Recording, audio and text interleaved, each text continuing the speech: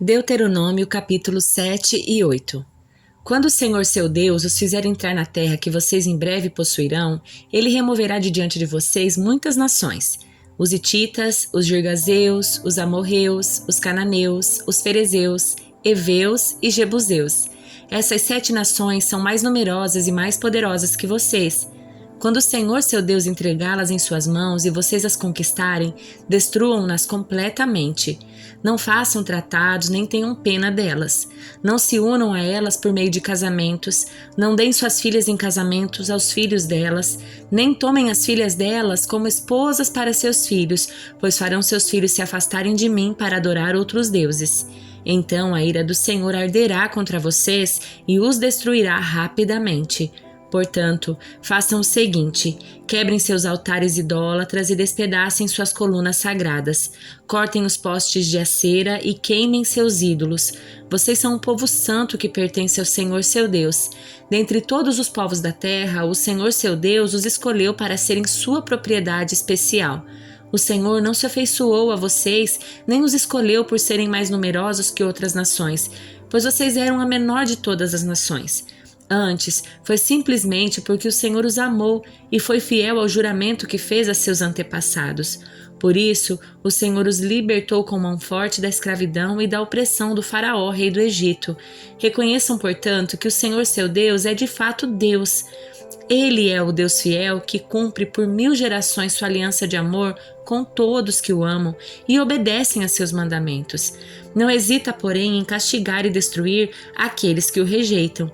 Assim, obedeçam a todos estes mandamentos, decretos e estatutos que hoje lhes dou. Se vocês guardarem estes estatutos e os cumprirem com cuidado, o Senhor seu Deus cumprirá sua aliança de amor com vocês, como prometeu sob juramento a seus antepassados. Ele os amará, os abençoará e os fará crescer, tornando férteis seus filhos, sua terra e seus animais. Quando chegarem à terra que ele jurou dar a seus antepassados, vocês terão produção farta de cereais, vinho novo e azeite, e também grandes rebanhos de bois e ovelhas. Vocês serão mais abençoados que todas as nações da terra. Nenhum de seus homens ou mulheres será estéril, e todos os seus animais darão cria. O Senhor os protegerá de toda enfermidade. Não permitirá que sofram as doenças terríveis que conheceram no Egito. Em vez disso, ele as enviará sobre todos os seus inimigos. Destruam todas as nações que o Senhor seu Deus lhes entregar. Não tenham pena delas, nem adorem seus deuses, pois isso seria uma armadilha para vocês. Talvez vocês se perguntem: como poderemos conquistar essas nações que são muito mais numerosas que nós?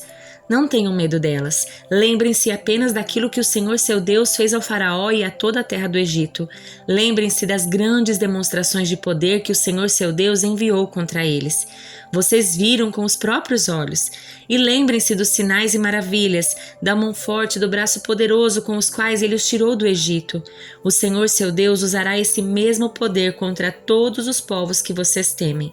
Sim, o Senhor seu Deus enviará terror para expulsar os poucos sobreviventes que ainda estiverem escondidos de vocês. Não tenham medo dessas nações, pois o Senhor seu Deus está entre vocês e é Deus grande e temível.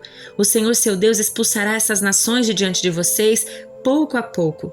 Vocês não as eliminarão de uma vez, pois se assim fosse, os animais selvagens se multiplicariam rápido demais e os ameaçariam. Mas o Senhor seu Deus as entregará a vocês. Ele as lançará em total confusão até que sejam destruídas. Entregará os reis dessas nações em suas mãos e vocês apagarão o nome deles da face da terra. Ninguém poderá lhes resistir e vocês destruirão a todos. Queimem os ídolos das nações no fogo e não cobicem a prata nem o ouro que os revestem. Não tomem nenhum desses metais para si, pois isso seria uma armadilha para vocês. É algo detestável para o Senhor seu Deus. Não levem para dentro de suas casas objeto algum que seja detestável, pois com eles vocês serão destruídos. Considerem essas coisas absolutamente detestáveis, pois estão separadas para a destruição. Obedeçam cuidadosamente a todos os mandamentos que hoje lhes dou. Assim vocês viverão e se multiplicarão, e entrarão e tomarão posse da terra que o Senhor jurou dar a seus antepassados. Lembrem-se de como o Senhor seu Deus os guiou pelo deserto estes 40 anos, humilhando-os e pondo à prova seu caráter, para ver se vocês obedeceriam ou não aos seus mandamentos. Sim, ele os humilhou, permitindo que tivessem fome. Em seguida, ele os sustentou com maná, um alimento que nem vocês nem seus antepassados conheciam, a fim de lhes ensinar que as pessoas não vivem só de pão, mas de toda a palavra que vem da boca do Senhor. Ao longo de todos esses 40 anos, suas roupas não se gastarão e seus pés não incharão, nem criarão bolhas. Pensem nisto. Assim como o pai disciplina o filho, também o Senhor seu Deus disciplina vocês para o seu próprio bem. Portanto, obedeçam aos mandamentos do Senhor seu Deus, andando em seus caminhos e temendo a Ele. Pois o Senhor seu Deus está levando vocês para uma terra boa, com riachos e tanques de água, com fontes que jorram nos vales e colinas. É uma terra de trigo e cevada, com vinhedos, figueiras, romãzeiras, azeite e mel. É uma terra onde há muito alimento e não falta coisa alguma. É uma terra onde há ferro nas rochas e cobre em grande quantidade nos montes.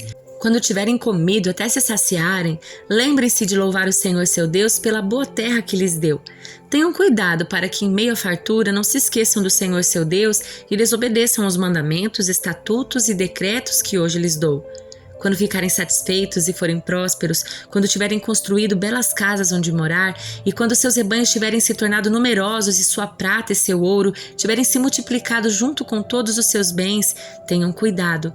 Não se tornem orgulhosos, não se esqueçam do Senhor seu Deus, que os libertou da escravidão na terra do Egito. Ele os guiou pelo deserto imenso e assustador, cheio de serpentes venenosas e escorpiões, uma terra quente e seca. Ele lhes deu água da rocha, sustentou-os no deserto com maná, alimento que seus antepassados não conheciam, para humilhá-los e prová-los para o próprio bem. Fez tudo isso para que vocês jamais viessem a pensar: conquistei toda essa riqueza com minha própria força e capacidade.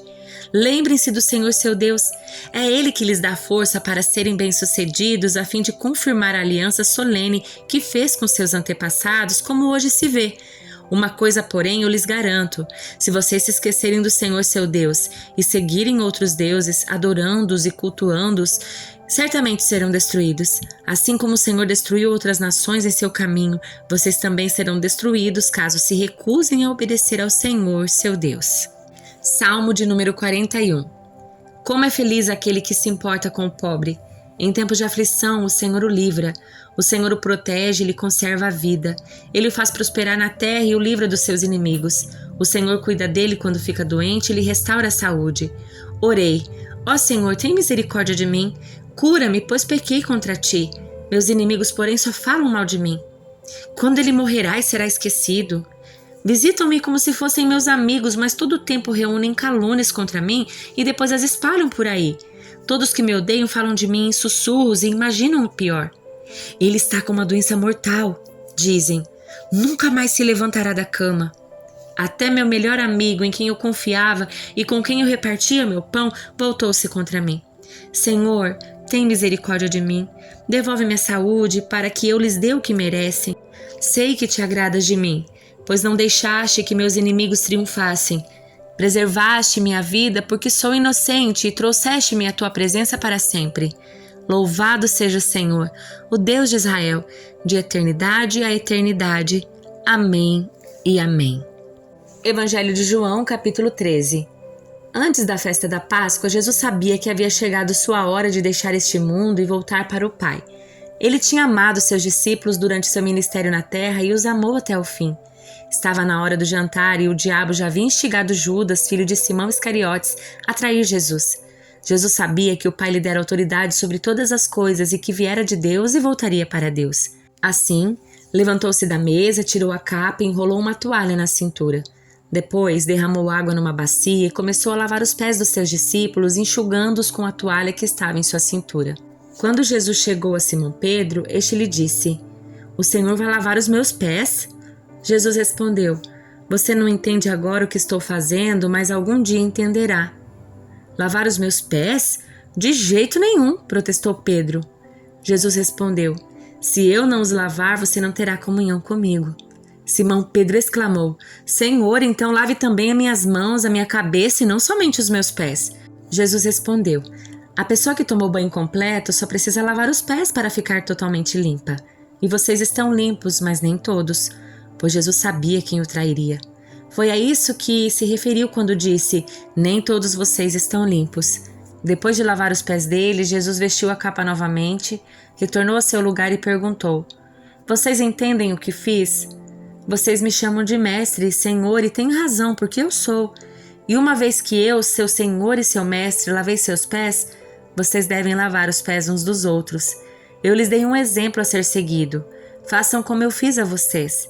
Eu lhes digo a verdade, o escravo não é maior que o seu senhor, nem o mensageiro é mais importante que aquele que o envia. Agora vocês sabem estas coisas, serão felizes se as praticarem. Não digo essas coisas a todos vocês, conheço os que escolhi, mas isso cumpre as escrituras que dizem: aquele que come do meu alimento voltou-se contra mim. Eu lhes digo isso de antemão para que, quando acontecer, vocês creiam que sou aquele de quem falam as escrituras. Eu lhes digo a verdade: quem recebe aquele que me enviou, recebe a mim, e quem recebe a mim, recebe o Pai que me enviou. Então Jesus sentiu profunda angústia e exclamou: eu lhes digo a verdade, um de vocês vai me trair. Os discípulos olharam uns para os outros sem saber a quem ele se referia. O discípulo a quem Jesus amava ocupava o lugar ao lado dele à mesa. Simão Pedro lhe fez um sinal para que perguntasse a quem Jesus se referia. Então o discípulo se inclinou para Jesus e perguntou: Senhor, quem é? Jesus respondeu: é aquele a quem eu der o pedaço de pão que molhei na tigela. E depois de molhar o pedaço de pão, deu-o a Judas, filho de Simão Iscariotes. Quando Judas comeu o pão, Satanás entrou nele. Então Jesus lhe disse: o que você vai fazer? Faça logo. Nenhum dos outros à mesa entendeu o que Jesus quis dizer. Como Judas era o tesoureiro, alguns imaginaram que Jesus tinha mandado que ele comprasse o necessário para a festa ou desse algum dinheiro aos pobres. Judas saiu depressa e era noite. Assim que Judas saiu, Jesus disse: chegou a hora do Filho do Homem ser glorificado e por causa dele Deus será glorificado. Uma vez que Deus recebe glória por causa do Filho, ele dará ao Filho sua glória de uma vez por todas. Meus filhos, estarei com vocês apenas mais um pouco, e como eu disse aos líderes judeus, vocês me procurarão, mas não poderão ir para onde eu vou. Por isso, agora eu lhes dou um novo mandamento. Amem uns aos outros, assim como eu os amei. Vocês devem amar uns aos outros. Seu amor uns pelos outros provará ao mundo que são meus discípulos. Simão Pedro perguntou: para onde o Senhor vai? Jesus respondeu: para onde vou, vocês não podem ir agora, mas me seguirão mais tarde. Senhor, por que não posso ir agora? Perguntou ele. Estou disposto a morrer pelo Senhor. Morrer por mim? Disse Jesus. Eu lhe digo a verdade, Pedro. Antes que o galo cante, você me negará 3 vezes.